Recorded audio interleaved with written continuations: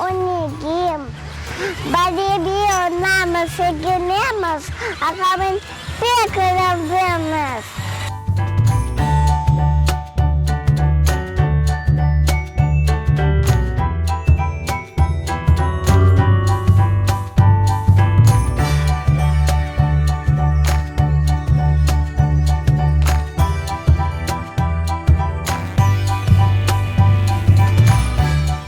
Gökdeni'nin bayrağım, karanlıkta çırağım, halkımız birleştirgen, insafını yetiştirgen. Böyle gurur kimde var, böyle şeref handa var. Çıkara bizim yola, ümitini bere koygan. Dalgalana o yelde, milletini evinde, elden düşmez bayrağım. O benim bir bayrağım.